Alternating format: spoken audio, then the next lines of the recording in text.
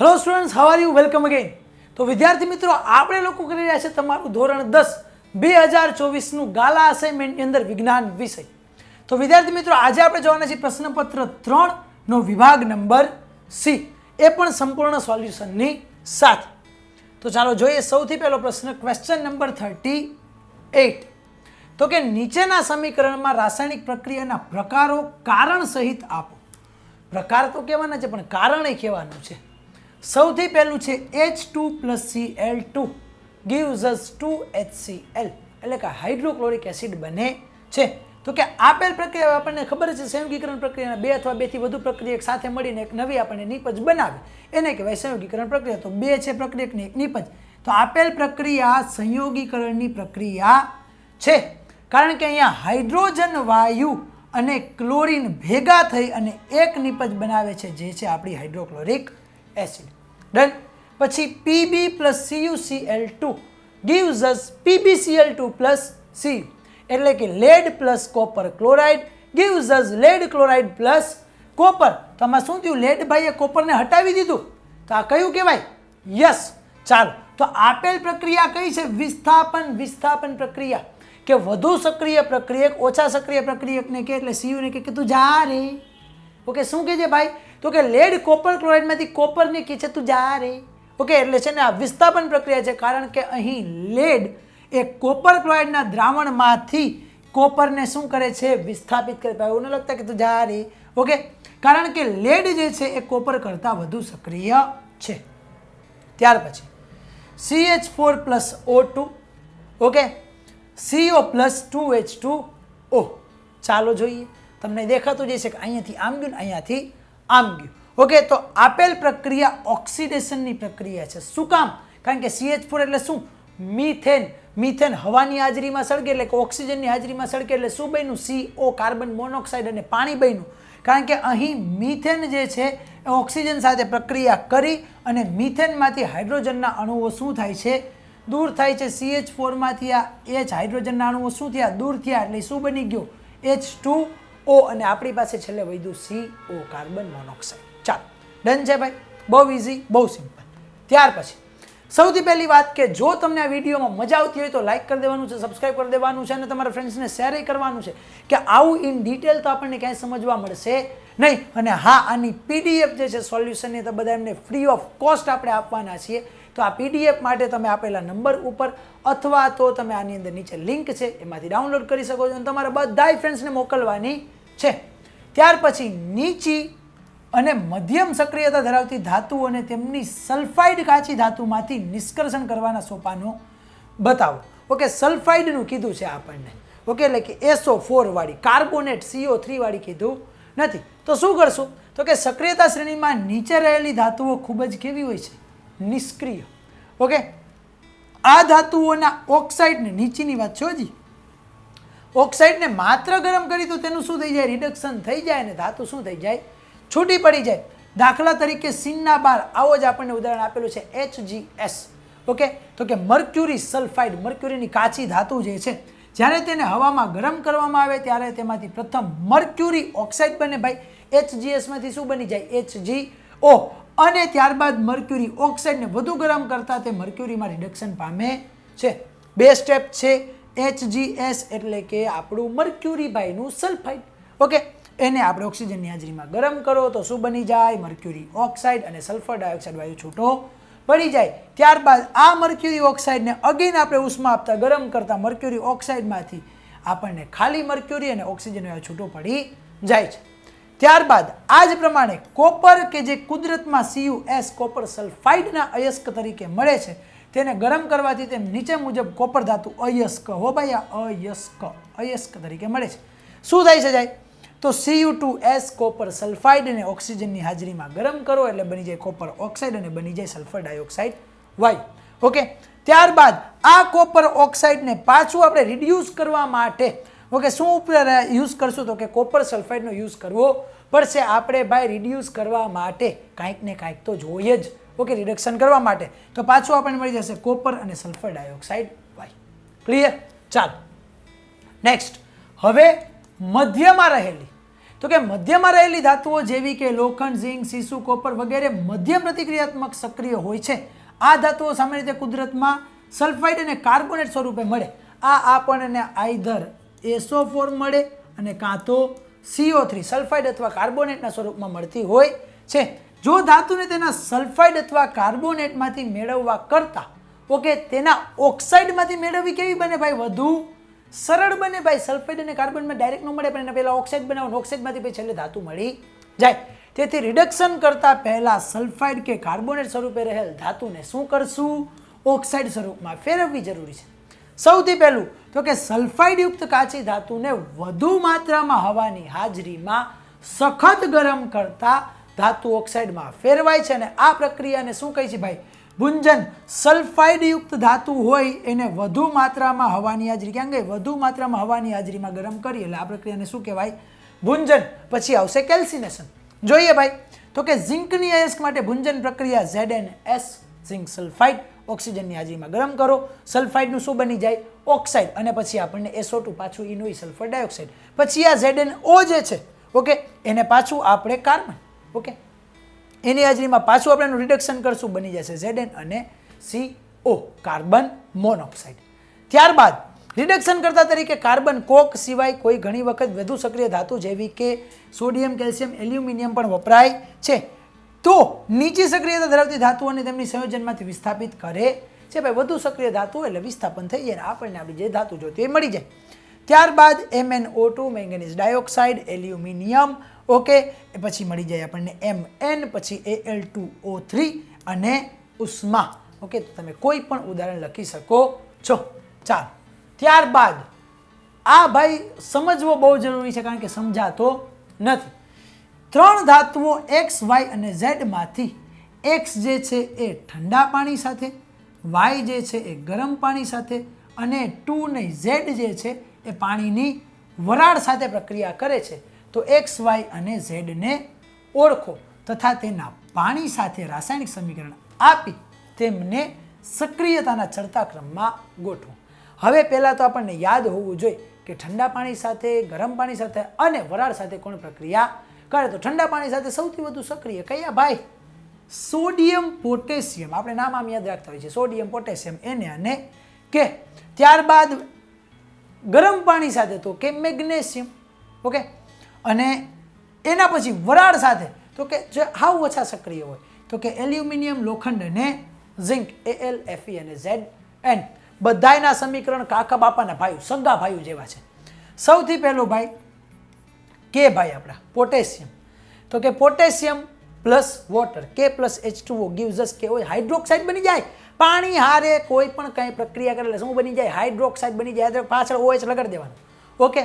તો K plus H2O, KOH plus H2 અને ઉષ્મા. Done. Na plus H2O, NaOH plus H2 plus ઉષ્મા. વાત થઈ ગઈ પૂરી. બધાયમાં સેમ ટુ સેમ જોઈ લેજો. પછી મેગ્નેશિયમની વાત કરો, Mg પ્લસ H2O બેલેન્સ કરવાનું છે. એટલે પછી Mg plus H2O, MgOH twice plus H2 બધાયમાં કોમન, કાંઈ ચેન્જ નહીં. એના પછી aluminium Al plus H2O gives us Al2O3 plus H2, Fe plus H2O, Fe3O4 plus H2, Zn plus H2O, ZnO plus H2 બધાયમાં સેમ ટુ સેમ. બસ આ એક ઉદાહરણ છે, એમાં થોડું ઘણું ફેરફાર છે. ક્લિયર? તો આ 3 જે છે એ ઠંડા પાણી સાથે, ગરમ પાણી સાથે અને વરાળ સાથે પ્રક્રિયા કરે. ત્યારબાદ વનસ્પતિઓમાં થતું સંકલન જે છે એ પ્રાણી સંકલનથી કઈ રીતે અલગ છે ભાઈ? વનસ્પતિઓમાં આપણે સંકલન અને નિયંત્રણની વાત કરીએ ભાઈ તો કેમ અલગ છે ભાઈ? વનસ્પતિ અને પ્રાણી અલગ જ છે તો બધું અલગ જ હોવાનું. કેમ અલગ છે જોઈએ તો કે પ્રાણીઓની માફક વનસ્પતિઓમાં વિવિધ ક્રિયાઓના નિયમન માટે અને સંકલન માટે ચેતાતંત્ર આવેલું નથી ભાઈ. આપણામાં ચેતાતંત્ર છે પણ વનસ્પતિઓમાં ક્યાં જાય? વનસ્પતિ નામ તમે અડો એટલે કે હલતી ન થા આવું કે નહીં. બાકી તમને કોઈ પાછળથી ટાપડી મારે એટલે કેમ કહે હું કરસ ઓકે. તો એની પાસે ચેતાતંત્ર નથી. પ્રાણીઓની માફક વનસ્પતિઓમાં કોઈ વિશિષ્ટ પ્રોટીન હોતા નથી. આમ છતાં વનસ્પતિ કોષો તેમના પાણીના પ્રમાણમાં ફેરફાર કરી અને શું કરે? આકાર બદલી શકે છે. તમે ભાઈ જોયું સ્ટોમાટા, સબકી માતા ઓકે. તો કે આપણા પર્ણરંધ્રો, વાયુરંધ્રો ઓકે. તો એની અંદર પાણીનું માત્રા ફેરફાર કરીને કોષોનો આકાર બદલી શકે છે. જ્યારે કોષોમાં પાણીનું પ્રમાણ વધે ત્યારે કોષો ફૂલે છે અને ઘટે ત્યારે કોષો સંકોચાઈ જાય છે. તેથી પ્રાણીઓની માફક વનસ્પતિઓમાં સંદેશાના વહન માટે કોઈ પેશી તો નથી. આમ છતાં વનસ્પતિ કોષો વીજ, આવેગ અને રસાયણોનો ઉપયોગ કરે છે ભાઈ. તો શેની અંદર ભાઈ? લજામણીના છોડ, મિમોસા પુડિકા, ટચમીનોટ પ્લાન્ટ. ઓકે, તો એની અંદર વીજ, આવેગ અને રસાયણોનો ઉપયોગ કરે છે અને સંદેશાને એક કોષથી બીજા કોષ સુધી પ્રસાર કરે છે. ક્લિયર છે ભાઈ? સમજાણું કે આપણી પાસે ચેતાતંત્ર છે, એમની પાસે નથી. તો કે પાણીનો અંદર જે અમાઉન્ટ છે, પાણીની માત્રામાં ફેરફાર કરી અને શું કરે છે ભાઈ? પોતાનો આકાર બદલે છે અને વીજ, આવેગ અને રસાયણોનો ઉત્પન્ન કરી સંદેશા એક જગ્યાએથી બીજી જગ્યામાં, જેમ કે લજામણીના છોડમાં જાય છે. ક્લિયર? ચાલો, સ્ત્રીમાં ભ્રૂણનું નિર્માણ કેવી રીતે થાય છે અને બાળકનો જન્મ સુધીના તબક્કાઓ વર્ણવો ભાઈ. આની અંદર આપણે ખાલી ટુ ધ પોઈન્ટ આન્સર આપેલો છે. એક્સ્ટ્રા આન્સર જોતો હોય તો આપણે યુટ્યુબ ચેનલની અંદર આપણા વિડીયોઝ છે ભાઈ, ચેપ્ટર 8નું પ્લેલિસ્ટ છે, જોઈ લેવાનું, બહુ મજા આવશે, આખે આખું સમજાઈ જશે ડાયાગ્રામ સહિત. ઓકે, સૌથી પહેલાં તો અંડપિંડમાંથી મુક્ત થતો અંડકોષ અંડવાહિનીમાં પ્રવેશે છે. ઓકે, બેઝિક એવો હું થોડોક એવો ડાયાગ્રામ બનાવું છું, પછી એમ કહેતા નહીં કે સર આવા ડાયાગ્રામ હોય ક્યાંય જીવનમાં, આવું જોયું તમે? કારણ કે આવો ડાયાગ્રામ ખરાબ હોય જ નહીં. ઓકે, આવી રીતનું કાંઈક છે. ઓકે, તો અંડપિંડમાંથી મુક્ત થતો અંડકોષ આપણી ભાઈ ફેલોપિયન ટ્યુબ એટલે કે અંડવાહિનીમાં પ્રવેશ કરે છે. ફલન એટલે ફર્ટિલાઇઝેશન, અંડકોષ અને શુક્રકોષ ભેગા થાય. તો કે જાતીય સમાગમમાં એટલે કે મૈથુન ક્રિયા દરમિયાન શુક્રકોષો જે છે એ યોનિ માર્ગમાં દાખલ થાય છે. અહીંયાથી શુક્રકોષો દાખલ થાય. શુક્રકોષો યોનિ માર્ગની ઉપરની તરફ વહન પામી અને અંડવાહિનીમાં અહીંયાથી ધીમે ધીમે પછી ક્યાં પહોંચશે? અંડવાહિનીમાં પહોંચે છે. અને અહીંયા અંડકોષ અને શુક્રકોષ વડે શું થાય છે ભાઈ? ફલન થાય છે. અંડકોષનું શુક્રકોષ વડે ફલન એટલે બંને એક થઈ જાય છે. હવે ફલન થઈ ગયું પછી એનું ગર્ભ સ્થાપન એટલે કે ગર્ભની અંદર આપણે ચોંટાડવાનું છે અને એનો વિકાસ કરવાનો છે. આ ફલન થઈ ગયું એટલે કે ફલિત અંડકોષને આપણે શું કહીએ છીએ? યુગ્મને જેનું કન્ટિન્યુઅસલી વિભાજન થશે. એક કોષ બન્યો હશે, એમાંથી કેટલા બધા આવા કોષ બનશે. યુગ્મનનું વિભાજન શરૂ થાય છે અને કોષોના જથ્થા જેવો કોષોનો એક જથ્થો બની જાય છે. ઓકે, જેને આપણે શું કહીએ છીએ? ગર્ભ કહીએ છીએ, એમ્બ્રિયો કહીએ છીએ. મોટા બોલ જેવું સ્ટ્રક્ચર બની જાય, નું નિર્માણ થાય છે. ગર્ભાશય ગર્ભ ધારણ કરવા માટે ગર્ભને પોષણ આપવા પ્રત્યેક મહિને શું કરે છે ભાઈ? ચોક્કસ તૈયારી કરે છે. ગર્ભાશયની જે આ દિવાલ છે, આ દિવાલ, ઓકે, તો એ તૈયાર કરે છે. દિવાલ જાડી બને છે તો ગર્ભાશયના અંતઃવરણ એટલે કે એન્ડોમેટ્રિયમમાં, ગર્ભાશયના અંદરની ભાગ, ઓકે, અંતઃવરણ એટલે અંદરની જે દિવાલ છે એ, ઓકે, એન્ડોમેટ્રિયમ, એક્ઝોમેટ્રિયમ આવે, પણ આપણે કંઈ કામનું નથી. માં ગર્ભનું શું થાય છે? સ્થાપન થાય છે. અહીંયા ગર્ભ સતત વૃદ્ધિ પામીને ભ્રૂણ વિકાસ, અહીંયા ભાઈ અહીંયા ચોટી જાય આપણો એમ્બ્રિયો ભાઈ. ઓકે, અહીંયા આપણે ઉપર જોયું ને રચનામાં ગર્ભ, તો એ ગર્ભનું સ્થાપન થાય ને સતત એનો વિકાસ થાય છે. ગર્ભાશયનું અંતઃ આવરણ શું બને? જાડું બને છે. તે ગર્ભધારણ દરમિયાન ભ્રૂણના પોષણ માટે રુધિર પુરવઠા સભર બને છે. તમે લોકોએ જે સાંભળેલું છે કે ભાઈ પીરિયડ્સ આપણે જેને કહી છે, તો એની અંદર જે દિવાલ જે બની છે, એ દિવાલની અંદર શું થાય છે કે આને પોષણ મળે છે. ત્યારબાદ જ્યારે પોષણ દિવાલ તો આપી, પણ હવે જ્યારે વધારે પોષણ જોઈ છે તો એની માટે જરાયું આવેલું છે. જરાયું છે ને, આપણે આના વિડીયોની અંદર દેખાડેલું છે કે જ્યારે આ બાળક બનતું હોય આની અંદર, તો ત્યાંથી એક આવી રીતના છે ને પાઇપ હોય અને ઉપર એમ ડિસ્ક જેવી રચના હોય, રકાબી જેવી, તો એને આપણે જરાયું કીધો છે. તો માતાના રુધિરમાંથી ગર્ભને પોષણ એક રકાબી જેવી વિશિષ્ટ પેશીની રચના દ્વારા મળે છે, તેને જરાયું કહે છે. આ રચનામાં રુધિર કોટરો હોય છે. જરાયું માતાના શરીરમાંથી ગ્લુકોઝ, ઓક્સિજન તેમજ અન્ય પદાર્થો વિકસતા ભ્રૂણમાં સ્થળાંતર કરે છે. અહીંયા રુધિર કોટરો હોય અને આ રુધિર કોટરોમાંથી અહીંયા બાળક હોય, અહીંયા આવી રીતના બાળક હોય. તો ઉપરથી પછી શું કરે ભાઈ? તો કે એને રુધિર આપે, ઓક્સિજન આપે, ગ્લુકોઝ આપે અને અન્ય પદાર્થો આપે અને વિશાળ સપાટી પણ આપે છે. વિકસતા ભ્રૂણ દ્વારા ઉત્પન્ન થતા ઉત્સર્ગ દ્રવ્ય ઉત્પન્ન થતા હશે ને, તો એ જરાયુ દ્વારા માતાના રુધિરમાં પાછું સ્થળાંતર પામે અને માતાના રુધિરમાંથી પાછું બહાર. અને બાળ જન્મ ભાઈ માતાના શરીરમાં ભ્રૂણને વિકસિત થવા માટે લગભગ 9 મહિના, તો બધાને ખબર છે. અને ગર્ભાશયની પેશીઓના લયબદ્ધ સંકોચન દ્વારા આપણે અહીંયા જોયેલું છે કે અહીંયાથી ખોરાક અંદર જાય ને તો લયબદ્ધ સંકોચન થાય. લયબદ્ધ સંકોચન એટલે દબાઈ ખુલે, દબાઈ ખુલે. ઓકે, તો આ જે પેરિસ્ટેલ્ટિક મૂવમેન્ટ કહેવાય ને, લયબદ્ધ સંકોચન, તો નવજાત શિશુના બાળ જન્મ થાય છે કે દબાતું જાય, આગળ ખુલતું જાય, ઉપરથી દબાતું જાય, આગળથી ખુલતું જાય. ઓકે, તો એ રીતને બાળકનો જન્મ થાય છે. ત્યારબાદ તો કે સ્ત્રીમાં અંડકોષ ફલિત ન થાય તો શું થાય? ફલન થયું તો બાળનો જન્મ થઈ ગયો. પણ હવે ફલન ન થાય તો શું થાય? પાછો આપણે આપણો બેઝિક ડાયાગ્રામ પાછો કહેતા નહીં કે સર આવા ક્યાંય ડાયાગ્રામ અમે જોયા નથી. ઓકે, પણ આપણે બહુ બેઝિક ડાયાગ્રામ બનાવીએ છીએ. ડન છે ભાઈ? ઓકે, અહીંયાથી આપણે એવી રીતના દિવાલ હોય. હવે જો ભાઈ અંડકોષ ફલિત ન થાય તો શું થાય? તો કે માસિક ચક્ર એ સ્ત્રીમાં દર 28 થી 30 દિવસના સમયગાળે થતી ઘટના છે. તે એક ચક્રીય ક્રિયા છે અને ગર્ભધારણ દરમિયાન અવરોધાય છે. હવે ગર્ભધારણ થઈ જાય ને તો માસિક ચક્ર થાય નહીં. માસિક ચક્ર એટલે કે પીરિયડ્સ થાય નહીં. તો માસિક સ્ત્રાવ દરમિયાન યોનિ દ્વારમાંથી રક્તસ્રાવ બહાર નીકળે છે અને આ સ્ત્રાવ દરમિયાન કોષ ભંગાર અને અફલિત અંડકોષોની શરીરની બહાર ત્યાગ થાય છે. ભાઈ જે નકામા કોષો છે એ બહાર નીકળી જાય અને અહીંયાથી જે ધીમે ધીમે જે આપણો અંડકોષ છે એ અહીંયાથી બહાર આવ્યો હોય અહીંયા પહોંચે પછી હવે એનું કાંઈ કામ તો છે નહીં, કારણ કે ફલન તો થયું નથી. તો અહીંયાથી દિવાલ અને આ કોષ અંડકોષ એ યોનિ દ્વાર દ્વારા શું થઈ જાય છે? બહાર નીકળી જાય છે. સ્ત્રીમાં જો અંડકોષનું ફલન ન થાય તો અંડકોષ લગભગ 1 દિવસ સુધી જીવિત રહે છે. કઈ રીતે ભાઈ? તો કે અહીંયાથી આગળ આવતો હોય અહીંયા પહોંચી જાય ને ત્યાં સુધીમાં જો ફલન ન થયું, ઓકે, 10-12 દિવસની અંદર, તો શું થાય? તો કે ભાઈ આપણો અંડકોષ જે છે એ અંડકોષ 1 જ દિવસ સુધી જીવિત રહે છે. અહીંયાથી નીકળ્યા પછી અહીંયા પહોંચ્યા પછીની વાત છે. આ લાઈન કોઈને સમજાતી નથી ભાઈ, ખાસ સમજજો. ઓકે, અંડપિંડ પ્રત્યેક મહિને 1 અંડકોષ મુક્ત કરે છે. ગર્ભાશય પ્રત્યેક મહિને ગર્ભના સ્થાપન માટેની તૈયારી કરે છે. અહીંયાથી અંડકોષ મુક્ત થયો, ગર્ભાશયની દિવાલ જાડી બની, એટલે કે પ્રત્યેક મહિને ગર્ભના સ્થાપન માટેની તૈયારી કરે છે કે જો ફલન થયેલો અંડકોષ આવે તો એના પોષણ માટેની તૈયારી કરવી પડે. તો આ માટે ગર્ભાશયની અંતઃ દિવાલ કેવી? જાડી, સ્થિતિસ્થાપક અને પુષ્કળ રુધિર પુરવઠા સભર બને છે. જાડી બને, સ્થિતિસ્થાપક બને, રુધિર હોય એમાં. પરંતુ જો ફલન ન થાય તો ગર્ભાશયના અંતઃ આવરણની જરૂર રહે છે. હવે દિવાલની કંઈ જરૂર છે નહીં. તેથી આ આવરણ ધીરે ધીરે તૂટી જાય છે અને તે રુધિર અને શ્લેષ્મના રૂપે યોનિ માર્ગમાંથી બહાર નીકળે છે.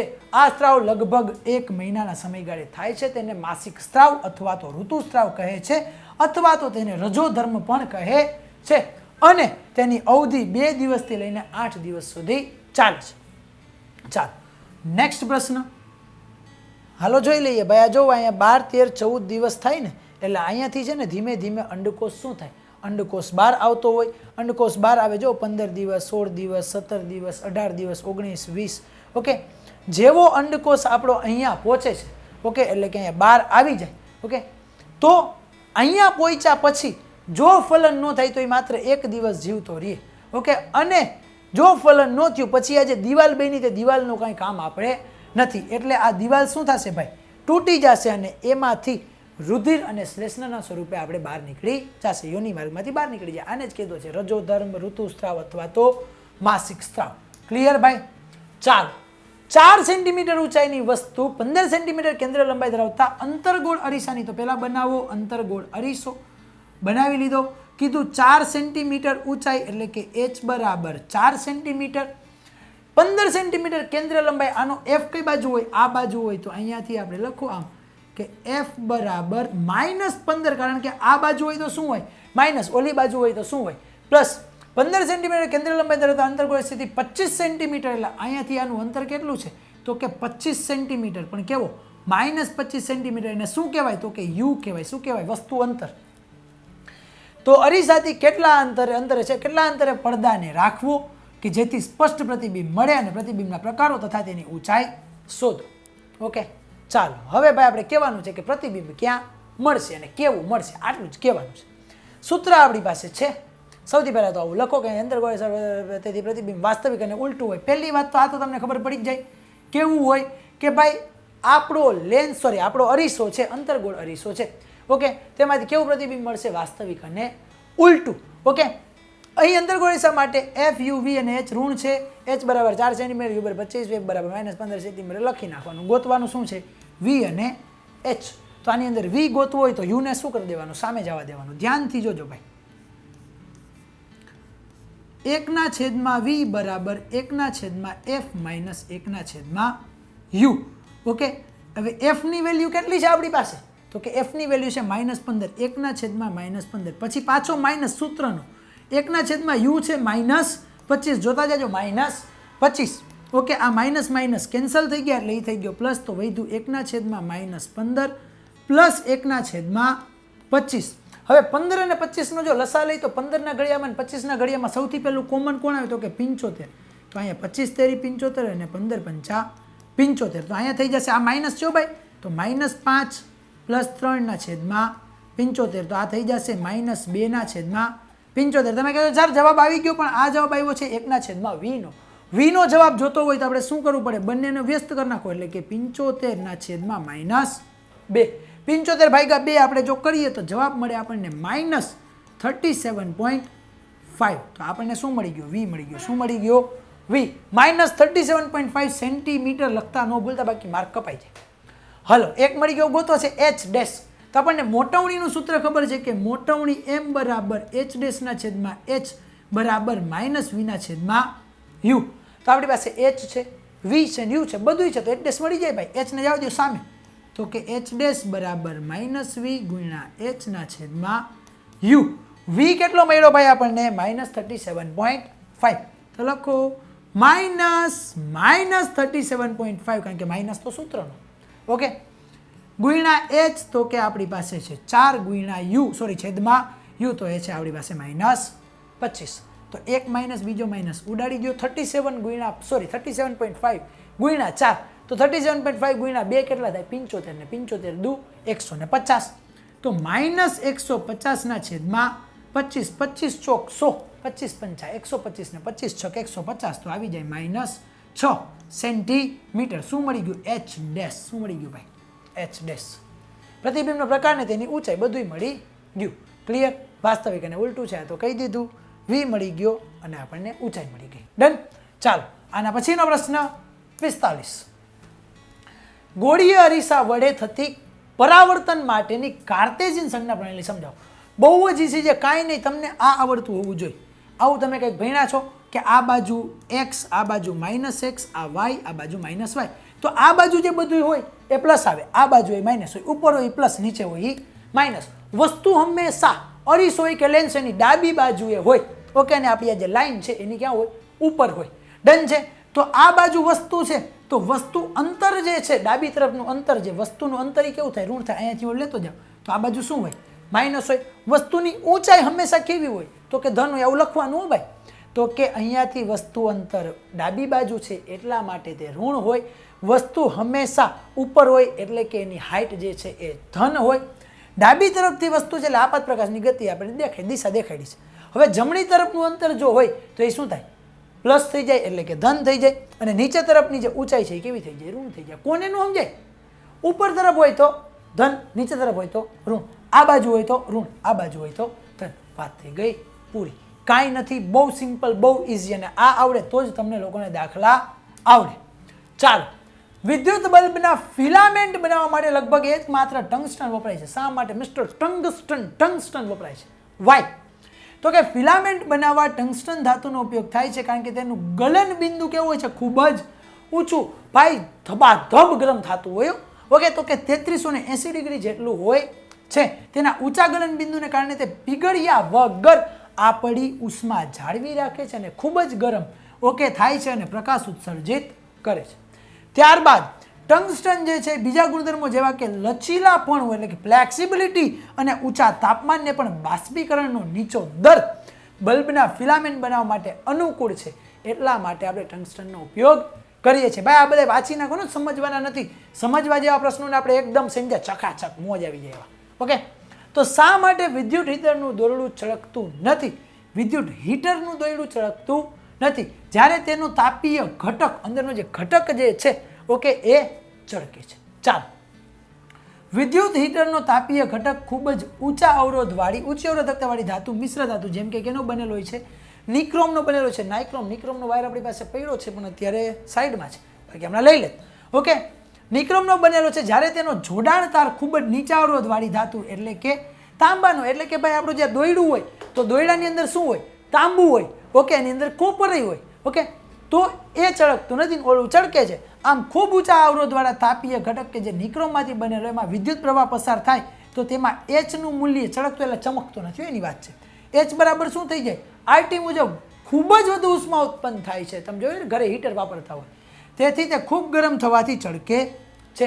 જ્યારે વિદ્યુત હીટરના ખૂબ નીચા અવરોધવાળા, ભાઈ આપણો જે તાંબુ છે કેવું ખૂબ નીચા અવરોધ નહીં, સીધું જવા દે, ઉષ્માના સુવાહક છે. તો ખૂબ નીચા અવરોધવાળા જોડાણ તારમાંથી વિદ્યુત પ્રવાહ પસાર થતા તેમાં ખૂબ ઓછી ઉષ્મા ઉત્પન્ન થાય છે. પરિણામે તે ગરમ થતો નથી, તેથી તે ચળકતો નથી. એટલે એમ કીધું ભાઈ કોપરનો વાયર હું કામ ચળકે નહીં, ચળકે એટલે કે એમાંથી આમ પ્રકાશ કેમ ન આવે ને આમાંથી શું કામ આવે? તો કે ભાઈ નિક્રોમનો વાયર કેવો છે ભાઈ, અવરોધ જ આવે નકરો, જેટલો અવરોધ વધે એટલે શું થાય? યસ, ઓકે, તો ઉષ્મા ઉત્પન્ન થાય, ઉષ્મા ઉત્પન્ન થાય એટલે ચળકે. આમાં અવરોધ કેવો છે? સાવ ઓછો, નીચો અવરોધ છે. ઓકે, એટલે આપણને ઉષ્માનું વહન કરી દેશે, સોરી વિદ્યુતનું વહન કરી દેશે અને ઉષ્મા ઉત્પન્ન થશે નહીં, એટલા માટે ચળકતો નથી. ક્લિયર ભાઈ? સમજાણું? ચાલો, તો વિદ્યાર્થી મિત્રો અહીંયા આપણો વિભાગ નંબર સી કમ્પ્લીટ કરીએ છીએ. એકદમ સરસ મજાની રીતે સમજવા છે બધા જ પ્રશ્નોને, અને આની પીડીએફ માટે તમે વોટ્સએપમાં મેસેજ કરી દો અથવા તો નીચેની લિંકમાંથી ડાઉનલોડ કરો. ફરી પાછા મળીશું નવા વિડીયો સાથે, ત્યાં સુધી જય હિન્દ, જય ભારત.